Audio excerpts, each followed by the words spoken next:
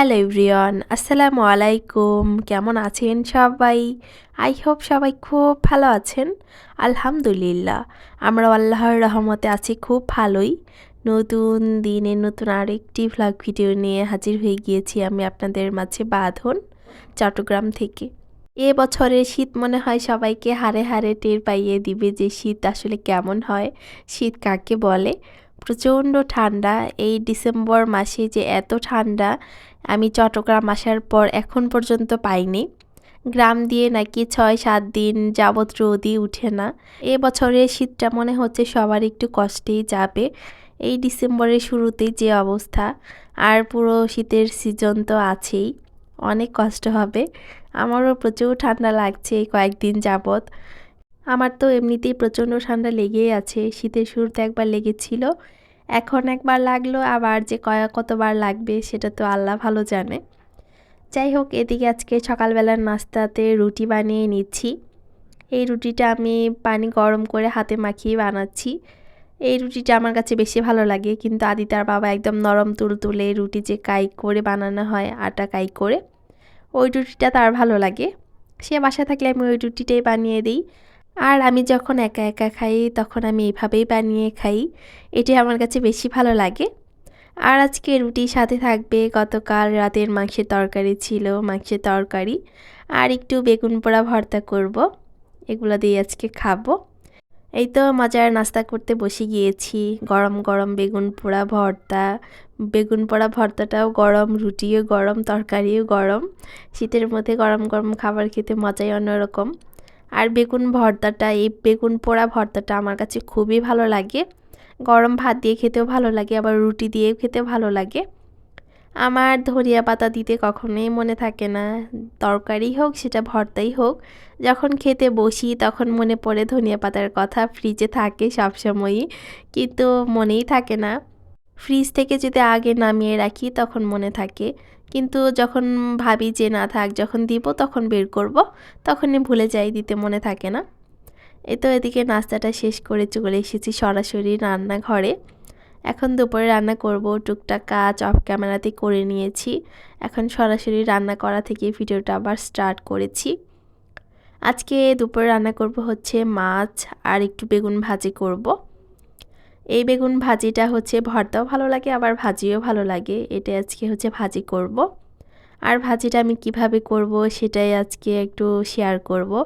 ছোট, একদমই ছোট টিপস, কিন্তু খুবই কার্যকরী, অনেকের উপকারে আসতেও পারে, আবার অনেকে জেনেও থাকবে। এই তো বেগুন ভাজির সাথে আমি হালকা একটু চিনি দিয়েছি। এটা আমি সবসময়ই দিই, বেগুন ভাজিতে হালকা একটু চিনি দিলে আমার কাছে বেশ মজা লাগে। সাথে দিয়েছি হচ্ছে একটু ময়দা, বেসনও দিতে পারেন, আবার হচ্ছে আটাও দিতে পারেন, যার বাসায় যেটা থাকে আর কি। হালকা সামান্য পরিমাণ দিলে হয় কি, এই বেগুন ভাজিতে আপনার তেলটাও অনেকটা কম লাগে, আবার হচ্ছে এই মশলাগুলো একদমই ছেড়ে যাবে না, গায়ে সুন্দর আটকে থাকবে। যারা এই টিপসটা জানেন না তারা টিপসটা ফলো করতে পারেন বেগুন ভাজির সময়। আর শীতকালে বেগুন ভাজিটা কিন্তু একটু বেশিই খাওয়া হয়। আমি হালকা একটু ময়দা দিয়েছি, এটা যার যার বেগুন ভাজির পরিমাণ অনুযায়ী ময়দাটা দিবেন। এই তো একটুও কিন্তু হচ্ছে ছেড়ে যায়নি মশলাটা, আর তেলটা খুবই কম লাগে, তেলটা হচ্ছে এটা খেয়ে ফেলে না। বেগুন ভাজিতে কিন্তু প্রচুর পরিমাণ তেল লাগে, কিন্তু এভাবে ভাজি করলে আমার মনে হয় যে তেলের পরিমাণটা একটু কমই লাগে। আর তেলটা একদম ক্লিন থাকে, যদি আপনি ডুবো তেলেও ভাজি করেন তেলটা একদমই ক্লিন থাকবে, তেলে কোনো মশলাই থাকবে না। আর অন্য রকমভাবে যদি আপনি ময়দা ছাড়া বেগুন ভাজিটা করেন এমনি মশলা দিয়ে, তখন কিন্তু তেলের সাথে হচ্ছে মশলাটা মিশে যায়। আর এভাবে ভাজি করলে একটু হচ্ছে তেলের সাথে মশলাটা মিশে না, পুরোটা হচ্ছে বেগুনের গায়েই লেগে থাকে, আর খেতেও ভীষণ মজা হয়। বেগুন ভাজি ভর্তা আমার খুবই পছন্দ। এ তো দেখিয়ে দিলাম কিন্তু আসলে বেগুন ভাজিটা করে। আর আমি যে কোনো কিছুই একটু পরিমাণ মতো তেলেই করার চেষ্টা করি, তেলটা যত কম খাওয়া যায় তত কিন্তু ভালো, কিন্তু অনেকের হচ্ছে অভ্যাস হয়ে যায় তেল বেশি খেতে খেতে, কিন্তু আমি দেখা যায় কি যে একটু একদম পরিমাণ মতো তেলটাই খাওয়ার চেষ্টা করি, কোনোটাই হচ্ছে বেশি পরিমাণে খাই না আসলে। অনেকের ধারণা যে তেল তরকারিতে বেশি দিলে তরকারিটা খুবই মজা হয়, ভীষণ মজা হয়, তেল দিয়ে ঝোল বানালে আরও বেশি মজা হয়, কিন্তু এটা আমি বলবো একদমই ভুল কথা। তেলে আসলে তরকারির স্বাদটা হয় না। তরকারির স্বাদ হয় হচ্ছে রাঁধুনির হাতে, আবার হচ্ছে মশলার গুণে, সব কিছু নিয়ে আসলে তরকারির স্বাদটা হয়। একেকজনের রান্নার উপর নির্ভর করে স্বাদটা হয়। কিন্তু তেলে যে স্বাদ হয় এটা আমি আসলে বিশ্বাস করি না। কারণ আমি সব রান্নাই পরিমাণ মতো তেলেই করার চেষ্টা করি। কোনোটাই একদমই বেশি পরিমাণে দেই না, একদম কম পরিমাণেও দেই না। এই তো এদিকে বেগুন ভাজিটা শেষ করে আমি হচ্ছে রান্নাটা বসালাম। আমি সিম দিয়ে আজকে হচ্ছে মাছটা রান্না করব। আর একা একা আসলে রান্না করতে ইচ্ছে করে না। অনেক সময় চিন্তা ভাবনা করি যে আজকে দুপুরে থাক, রান্না করব না, মেয়েটাকে একটু খিচুড়ি রান্না করে দিব, খাওয়াবো, আর আমি হাবিজাবি কিছু একটা খাবো। কিন্তু দেখা যায় কি যে আর হয় না। আবার মাঝে মাঝে করিও না। আদিতার বাবা গতবার হচ্ছে চলে গিয়েছিল অফিসের কাজে বাহিরে, তখন আমি অনেকটাই অনিয়ম করেছি খাওয়া দাওয়াতে। রাতে খেতাম না, আবার অনেক সময় দুপুরেও খেতাম না।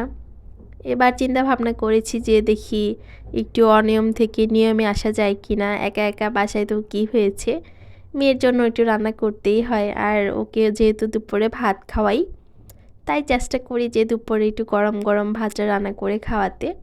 আর যেদিন দুপুরে একদমই রান্না করতে ইচ্ছে করে না, করি না, ওই দিন হচ্ছে ওর জন্য খিচুড়ি রান্না করে দিই, ও খায় খিচুড়িটা। এই তো এদিকে হচ্ছে আমি মশলাটা কষিয়ে মাছ কষিয়ে নিয়েছিলাম, তরকারি কষিয়ে আবার ঝোল দিয়ে মাছও দিয়ে দিয়েছি। আসলে একটু একটু করে দেখানো, পুরোটা দেখাতে গেলে একটু সময় লেগে যায়। আর তারপরে কোনো ভিডিও করা হয়নি, মা মেয়ে খেয়েছি, গোসল করিয়ে খাইয়ে ঘুম পাড়িয়ে দিয়েছি, আমি একটু কাজ করেছি। তারপরে বিকেলে হচ্ছে একটু শপিংয়ে গিয়েছিলাম, মানে আমার মেয়েটা ঘুম থেকে ওঠার সাথে সাথে ওকে একটু বাইরে নিয়ে গিয়েছিলাম। শপিংয়ে বলতে তার কিছু কাপড় কেনার ছিল। বাচ্চাদের কিন্তু শীতের কাপড় 1 বছরেরটা পরের বছরে আর পরানো যায় না, ছোট হয়ে যায়। ওর অনেকগুলাই আছে, কিন্তু হচ্ছে পায়জামাগুলো একটু ছোট হয়ে গিয়েছে। কিছু কিছু ভালো লাগে, আবার কিছু কিছু ছোট হয়ে গিয়েছে, যেহেতু অনেকটা ঠান্ডা পড়ে গিয়েছে। কিনতেই হবে, তাই ভাবলাম যে আমি একাই যাই, আদিতার বাবা ভালোই কয়েকদিন পরে আসবে, তার অপেক্ষায় বসে থাকলে হবে না। পরে আমি সাহস করে গিয়েছিলাম। আসলে ছোট বাচ্চা নিয়ে শপিংয়ে গেলে কিন্তু মানে ওইভাবে করা হয় না, খুবই কষ্ট হয়। আমি শপিংই করব নাকি মেয়েকেই সামলাবো। আমি একদিকে হচ্ছে ড্রেস দেখি, আরেকদিকে সে দৌড়ে অন্য জায়গায় চলে যায়। একদিকে ভয় কাজ করে, আরেকদিকে হচ্ছে মেজাজ গরম হয়। খুবই কষ্ট হয়েছে আমার, অনেক কষ্ট হয়েছে। মানে আমি ঠিকমতো কাপড় দেখতে পারিনি। একদিকে হচ্ছে বাচ্চাদের কাপড় ঠিকঠাকভাবে মিলে না, যেটা পছন্দ হয় সেটা হচ্ছে বড় হয়ে যায়, না হয় ছোট হয়। আর যেটা ভালো লাগে না সেটা ঠিকঠাক গায়ে লাগে। এই কারণে অনেক বেছে তারপরে কিনতে হয়। ঠিকঠাকভাবে হয় না কিন্তু আসলে বাচ্চাদের ড্রেস এরকম। যেটা আপনার পছন্দ হবে দেখবেন সেটা বড় হবে, না হয় ছোট হবে। সবগুলাতে এরকম। পরে খুবই কষ্ট করে মাত্র কয়েকটা নিয়েছি, যা আর আমার দরকার নাই। তাড়াতাড়ি বাসায় চলে যাই। আমি খুবই কষ্ট করেছি আজকে, ধরা যায়। মানে মেয়েটার পেছনে একদিকে দৌড়াতে হয়, নিয়ে আসি আবার চলে যাই, নিয়ে আসি আবার চলে যাই, এরকম। পরে হচ্ছে তার পিছনে দৌড়াতে দৌড়াতে আমার ক্ষুধাও লেগে গিয়েছিল, এদিকে সন্ধ্যা হয়ে গিয়েছিল। পরে একটু গ্রিল চিকেন নিয়ে তারপরে হচ্ছে বাসায় চলে এসেছি। কারেন্ট চলে গিয়েছে, এসে দেখি কারেন্ট নাই। পরে হচ্ছে তো অন্ধকারে ফ্ল্যাশ দিয়ে নাস্তাটা করে নিচ্ছি। আমার মেয়েটাকে একটু নাস্তা করে দিয়েছি, আমি নাস্তা করে নিচ্ছি। আর এই চিকেনটা তো গ্রিল চিকেন আমার খুবই পছন্দের একটা খাবার। আজকে শপিংয়ের এক্সপিরিয়েন্সটা খুবই খারাপ ছিল। ওকে তো একা নিয়ে আমি কোথাও কখনোই যাই না, ওর বাবা থাকে সাথে, এই কারণে আমি কষ্টটা বুঝি না। আজকে হাড়ে হাড়ে টের পাইয়েছি যে আসলে কতটা কষ্ট হয় একা একা বাচ্চা নিয়ে কোথাও যেতে। আজকের ভিডিওটি এ পর্যন্তই রাখছি, আর বেশি বাড়াতে চাচ্ছি না। সবাই ভালো থাকবেন, সুস্থ থাকবেন, আল্লাহ হাফেজ।